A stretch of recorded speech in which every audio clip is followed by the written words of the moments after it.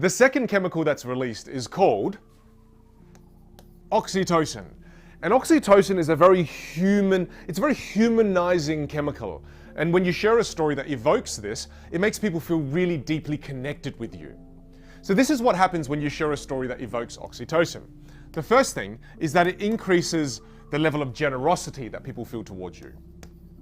It also increases bonding. It also increases empathy. And finally, it also increases levels of trust. These are the wonderful things that happen when you share a story that evokes oxytocin.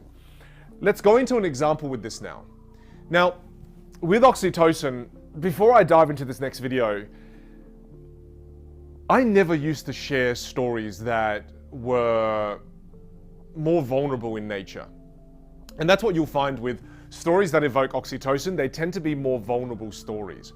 And I have to give credit where it's due, because the Vin that you see now wasn't the Vin that was from 5 years ago. Because 5 years ago, I would never share a story that was even in the slightest bit vulnerable. However, once I came across the works of Brené Brown, I became extremely inspired to start to share more of that vulnerability, especially with my students. So with this particular story, I just want you to know that it's still a hard story for me to tell today, but I wanted to share it with you because it really shows the power behind vulnerability and when you share stories that evoke oxytocin. So here's a story that evokes oxytocin. How many of you here are close to your grandparents? Yeah, me too. I am. That's my grandma. I can't believe how small she is. I swear she just shrinks when she gets older. She is one of the most important people to me in my life. And at the age of 86, she was diagnosed with lymphoma cancer. And I remember this moment so vividly in my mind, where we're in the doctor's practice, the oncologist, and the whole family was there. There was about 18 people in the room. And I was sitting there, I'm the oldest grandson, and I was sitting there, or the oldest grandchild, and I was there with my mum, and then me, and all my aunties, uncles, cousins. And Grandma has been feeling stomach pains. And we're about to hear the result. And the doctor says, your grandmother has lymphoma cancer in the stomach. And at her age of 86, there's no point in doing chemotherapy or radiation therapy. It'll probably kill her. My grandma's sitting over here, and she's a savage. So she's like, what's he saying? In Vietnamese, she goes, ông nói gì?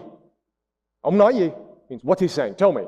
And then I said to Mum, Mum, should we tell Grandma the truth, or should we just tell her it's a stomachache and some diarrhea and she'll survive? It's okay. What do we do? Do we tell the truth? And Mum's like, of course, tell Grandma the truth. She can handle it.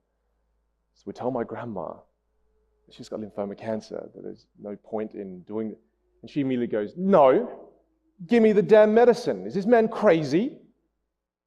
My grandma did the radiation therapy. She did the chemotherapy. She was so sick when she did it. My grandma lived to 101. And the week before my grandmother passed, we all took time off work to be with her every day. And there was this one moment that I was able to capture with my grandmother that I want to share with you. And I'll tell you why afterwards. And when you hear me reference the word red packet, what I mean by red packet is in the Asian culture, when you say something sweet to your elders during Chinese New Year, they give you a red packet, and it's filled with cash. It's lovely. So when you see it, I'm talking in Vietnamese, but you can read on the bottom what I'm saying to her. Thấy không? Thấy không? Con mở mắt lên coi. Mở mắt lên coi. Giờ có chút xíu theo anh nó lại nè. Vợ con lại nè. Hả? Tỉnh lại coi.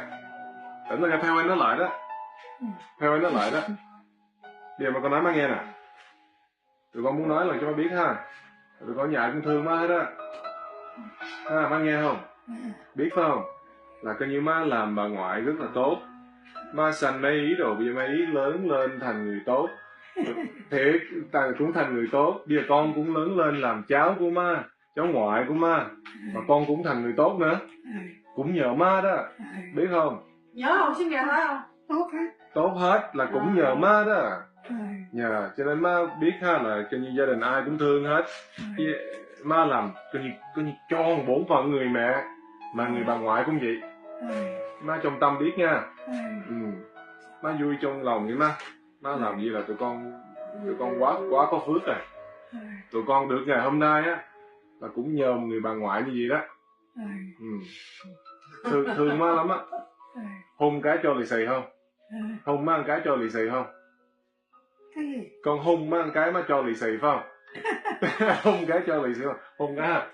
Rồi cho lì xì không? The reason why this video is so important to my family, the reason why it's so important to my mum, is because in the Asian culture, we lack expression, especially when it comes to love. And my mum watches this with so much regret, because she rarely told her mum that she loved her.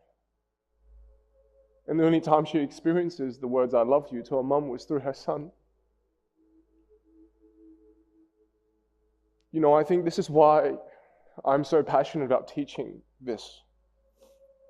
My parents didn't tell me they loved me until I was about 28, 29.